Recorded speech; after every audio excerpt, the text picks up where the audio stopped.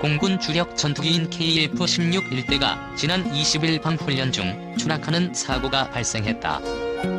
지난 8월 K-42 전투기 추락 이후 불과 3개월 만에 발생한 일이다.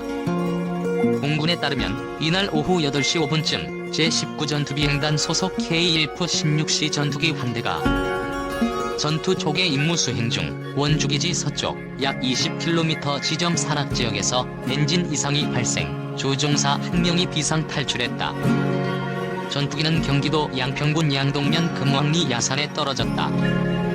자력 탈출한 조종사는 무사한 것으로 전해졌으며 공군항공우주의료원으로 후송됐다.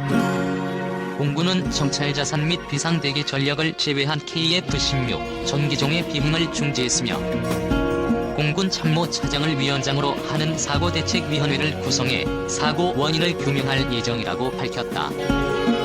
KF-16은 F-16 계열 전투기로 1990년대 중반부터 2000년대 초반까지 총 140대를 도입한 공군의 주력 전투기다. 해당 가격은 420억여 원이다.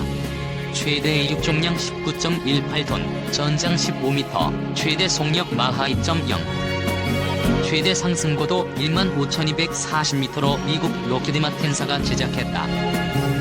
KF-16은 그러나 도입 이후 끊임없이 추락사고가 발생했다.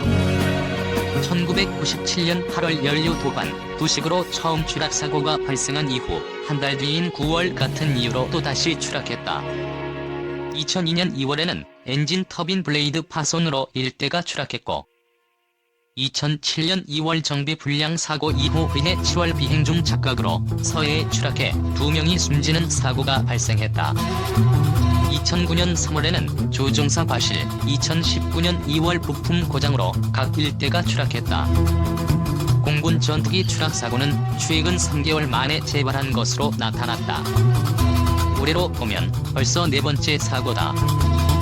지난 8월 12일 공군 전투기 K-42가 서해에서 임무를 마치고 수원기지로 복귀하던 중 경기도 화성시 서신면에서 추락해 조종사 2명이 비상 탈출했다. 사고 조사 결과 전투기 우측 엔진에서 화재가 발생한 것으로 파악됐다. 공군은 사고가 노후나 정비 불량 때문은 아니라고 발표했다. 지난 4월 1일에는 경남 사천시 제3훈련 비행단에서 KT-1 훈련기 2대가 비행훈련 중 공중충돌 뒤 추락했다.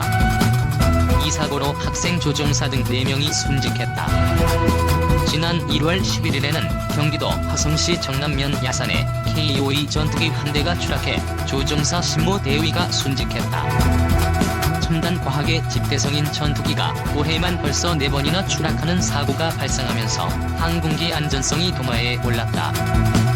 최근 북한의 대륙간 탄도미사일 등 연이은 미사일 도발로 한반도를 둘러싼 군사적 긴장감이 고조된 상황에서 자칫 우리 군을 향한 신뢰성이 떨어질 수 있다는 지적이 나온다. 최윤석 공군 홍보팀장은 21일 국방부 정례 브리핑에서 이번 사고와 관련해 금일 핀셋데이를 운영해 전투기들을 정밀 체크할 예정이라며 점검 결과를 토대로 단계적으로 비행을 재개할 계획으로 비상대응 등에 대해서는 문제없이 조치할 것이라고 말했다. 공군은 이번 전투기 추락사고와 관련 21일 계획된 2022년 후반기 소링익을 훈련을 잠정 연기하기로 했다. 저공중전역의 대량 기습 침투를 가정한 한국 공군의 단독 대규모 전역급 공중종합훈련인 소링1구는 이날부터 25일까지 닷새간 실시할 예정이었다.